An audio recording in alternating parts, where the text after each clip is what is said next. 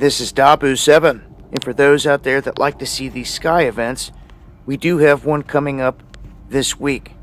This would be a blood moon total lunar eclipse that's going to take place on the 13th.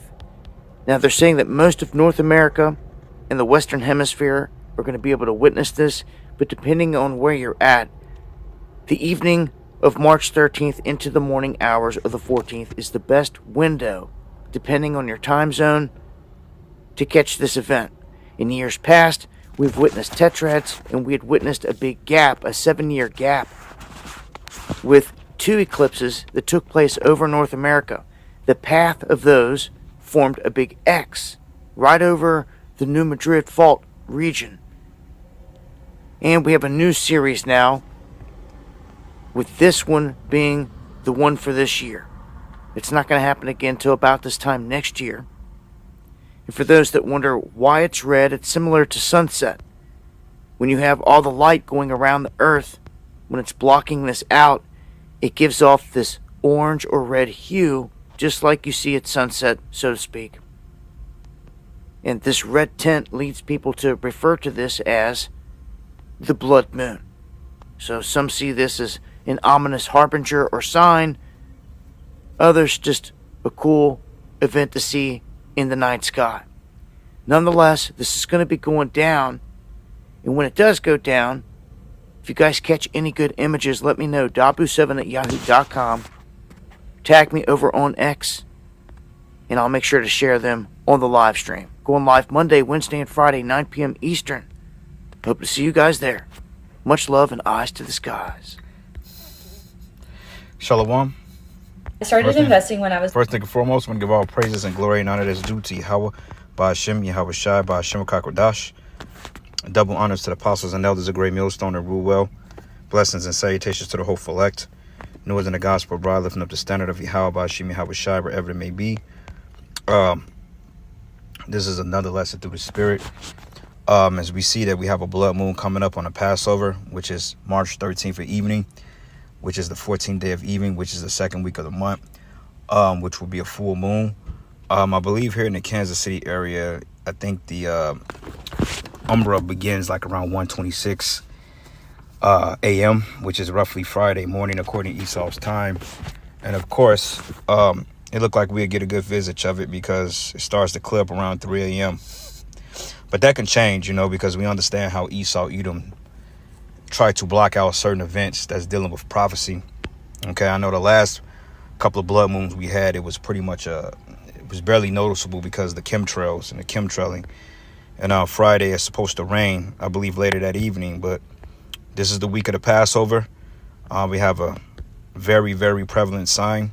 And this is signs all proceeding to the coming of Yahweh Shai, his second coming, which would deliver his elect, okay, of the Negro, Latino, and Native American, which are the biblical Israelites.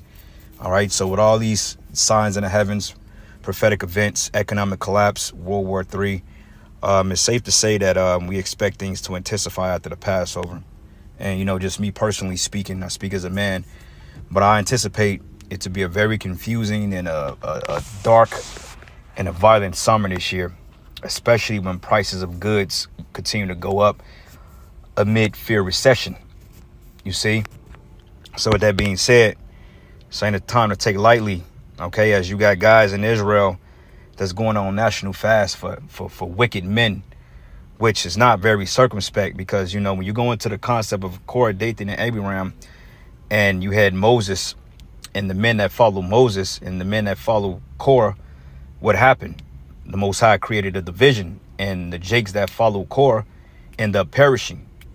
Okay, I believe that the Lord opened up a sinkhole and swallowed, I think it was like a sinkhole, and then I believe the rest was devoured by fire, if I'm not mistaken. But I think it was 250 men, if I'm not mistaken. I think it's number 16. It's been a while since I read that story. But that's a prime example as the spirit that Jake is in, pardoning wicked men but condemning the righteous, which the scriptures say, he that justify the wicked but condemneth the just is an abomination.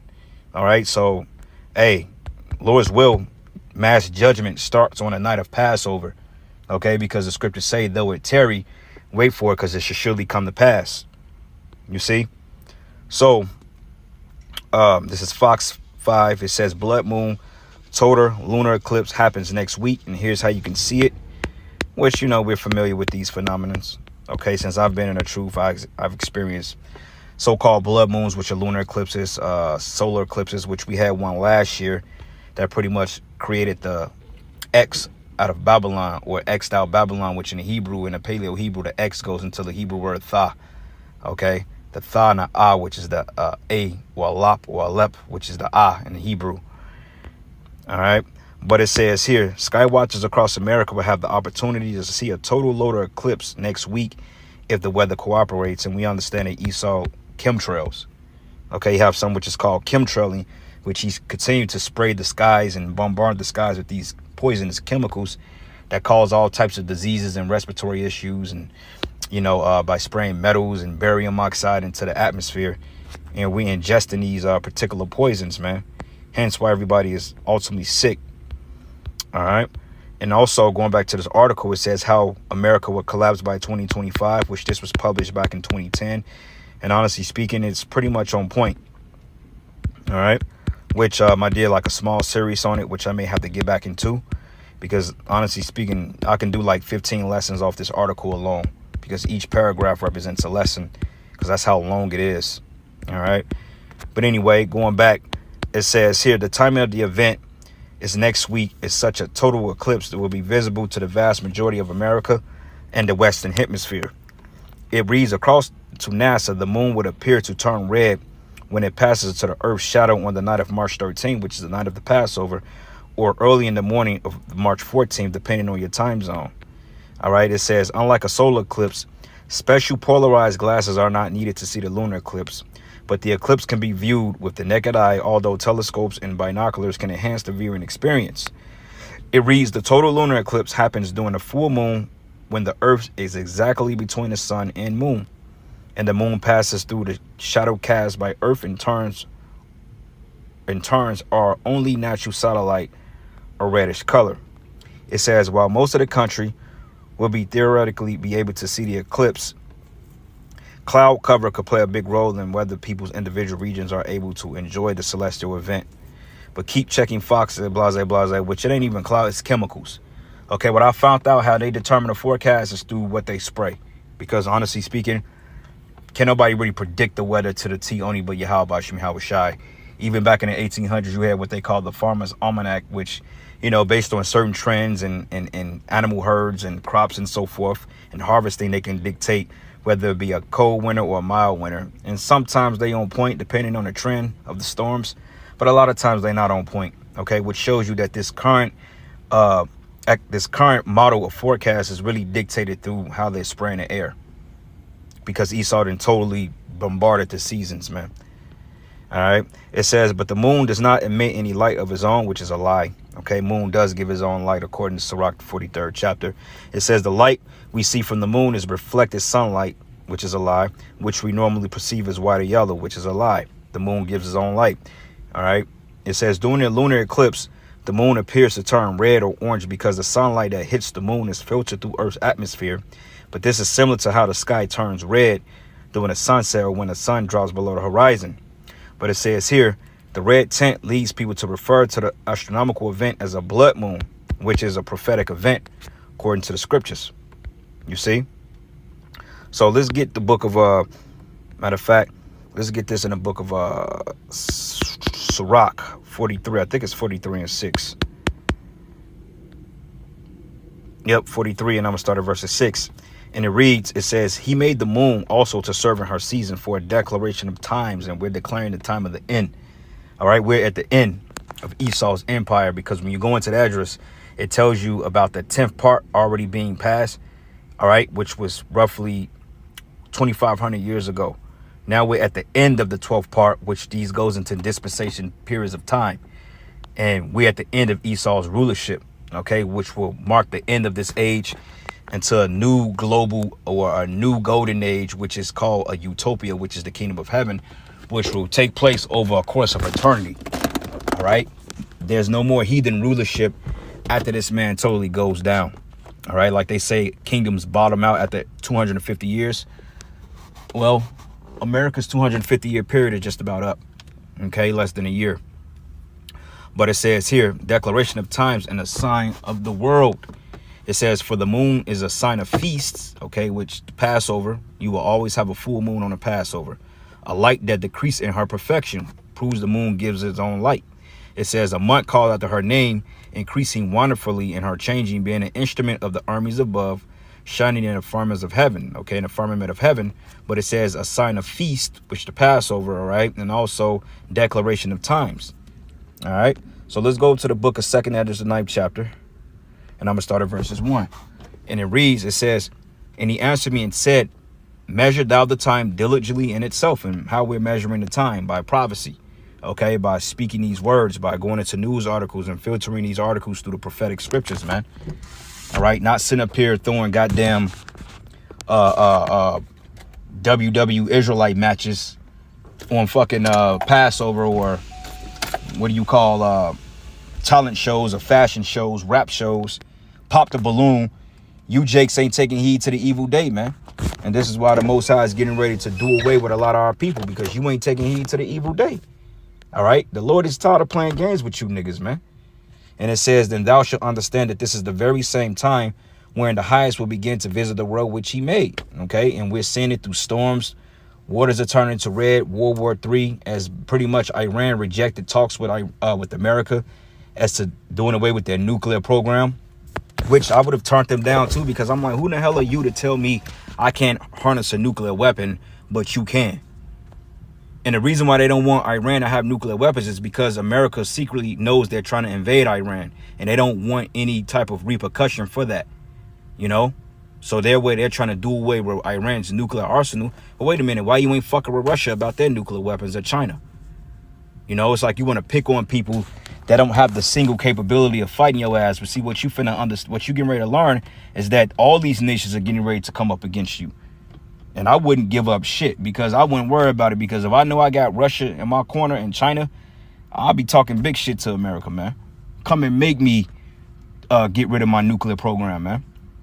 You know, and you can send as many spies as CIA in our country as whatever you want to do to try to overthrow us. At the end of the day, it's not going to happen. But it says here, therefore, when there should be seen earthquakes and upwards of people in the world, then shalt thou well understand that the Most High spake of those things from the days that were before thee, even from the beginning. For like all that is made in the world had the beginning and the end is manifest through these signs. Even so, also the highest have plain beginnings and wonder and powerful works and endings and effects and signs. All right. And this is nothing more, nothing less but another sign. Okay. As you had this stupid bimbo in here talking about, oh, we'll be okay. Yeah, well, sure. You think you will. Your kingdom is falling. And that's the pride of you Edomites, man. You really believe that your kingdom is going to continue forever. But the Lord is getting ready to get rid of your ass, man. Okay. Because the world is tired of you. We're tired of you. Fucking the world is tired of you. Animals are tired of you. Nature itself is tired of you. Okay, you just need to go down, man. You know, you just need to go down and never come back, all right? A world without Esau is a world that we look forward to. Okay, we ain't got to worry about your tribunal courts. We ain't got to worry about your punk-ass IRS. We ain't got to worry about your fucking pig, your cops. We ain't got to worry about your pedophiles. Okay, we ain't got to worry about somebody trying to oppress us. You know, it's just enough is enough. We're tired of you, bro. You know, it's time for you to leave. And it says here, and everyone that should be saved should be able to escape by his works, which is this work in faith. Faith without works is dead. But it says, whereby ye have believed, shall be preserved from the said perils, okay, through our faith, and shall see my salvation in my land and within my borders, for I've sanctified them for me from the beginning. So, brother, there is a safe haven that the Lord is going to allow brothers to enter into during this hour of Jacob's trouble. Okay, while some brothers are going to get caught up in the chaos, you know, the FEMA camps and stuff like that. But us as a collective, I really believe we're going to be okay, man. Okay, I believe that the Lord is going to have us put up somewhere, just kind of spectating all this shit going down. And we'll be in the midst of it. We'll see it. We'll experience it. And I believe the Lord is going to give some of us the ability to do what we got to do to navigate through this shit. But overall, we going to all come out. I think we're going to be okay. I know we're going to be okay. You know?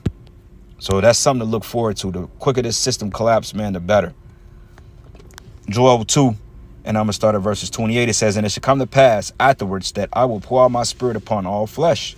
And your sons and daughters shall prophesy, and your old men shall dream dreams, and your young men shall see visions. And we're seeing this, all right? It says, and also upon the servants and upon my handmaids, in those days I will pour out my spirit, and I will show wonders in the heavens and in the earth, blood, fire, pillars of smoke. And the sun should be turned into darkness and the moon into blood before the great and terrible day of the Lord come. Okay, so this is what we're witnessing. We're witnessing these galactic signs, man. Like just maybe last week, the beginning of end of February, we had a 7 planetary alignment, okay, in the heavens. And then in end of January, we had 6 planets. And then all of a sudden, you know, we got a blood moon. So these are signs, man. And you stupid jakes, you ain't paying attention to none of it, okay, because you're so hell-bent on getting your bag or getting your purse or living out your days in America, hoping things will bounce back, and it won't. And it says, and it shall come to pass that whosoever shall call on the name of Yahweh shall be delivered. For in Mount Zion and Jerusalem shall be deliverance, as the Lord have said, in the remnant whom the Lord shall call, which the elect. So we're going to call on the name of Yahweh Bashim Yahweh Shai at the first sign of trouble. Even every day in our daily lives, we call on Yahweh Bashim Yahweh Shai. You see? So it's, yeah, brother, it's something to look forward to. And I pray like hell doing Passover, this is when the Lord start judging you niggas, man. All right? This world completely. I pray after the night of Passover, man, which is a week ceremony. But I pray during the Passover week, shit happens. Because remember, going back to 2020, right after Passover, the shutdowns came, man. Or around that time. So I pray like hell, man, that all hell break loose, man. And that this shit just end. You know, because enough is enough, man. You know, it's just to the point, okay. Let's get this over with. But anyway, Matthew's 27, and I'm gonna start at verses 29, and it says here, 24 and 29. It says, immediately after the tribulation of those days shall the sun be darkened, and the moon shall not give her light, and a star shall fall from heaven, and the powers of the heavens shall be darkened, shaken. And then shall appear the sign of the Son of Man in heaven, and then shall all the tribes of the earth mourn, and shall see the Son of Man coming in the clouds of heaven with power and great glory. And that's going into the elect. Salakia, that's going into the chariots, the deliverance, delivering the elect. And it says, and he shall send his angels with the great sound of a trumpet, and they shall gather together his elect from the four winds, from one end of heaven to the other, which is the deliverance, which we're going to all be beamed up in one ship. And it says, now learn the parable of the fig tree when its branch is yet tender. It says, and put forth leaves, and ye know that summer is nigh. It says, so likewise, when you should see all these things, see that it is near, even at the doors, okay? Meaning it's close. But verily I say unto you, this generation shall not pass till all these things be fulfilled. Heaven and earth shall pass away, but my word shall not pass away. But that day and hour knoweth no man, no, not the angels of heaven, but my Father only. But as the days of Noah were, so shall the coming of the Son of Man be. Okay, it says here, for they were eating and drinking and marrying and giving it to marriage until the day that Noah entered the ark, and knew not until the flood came and took them all away. So shall also come in this coming of the Son of Man be. So things are going to be happening. People are going to be living life. Because remember, when the economy collapses, things are going to go to shit. Rioting, things are going to happen. But see, upon passing the MOTB, they're going to offer false hopes. And they may start to restore society in small pockets, you know, to mend the fighting through military means, right? And then as they're getting things back up and running, hey, the Most High, send Yahweh Shai back. And the missiles is going to come, man, because the missiles are going to come amid doing Jacob's trouble. But there will be some places in the world that you're going to have full society. People are going to be going to work.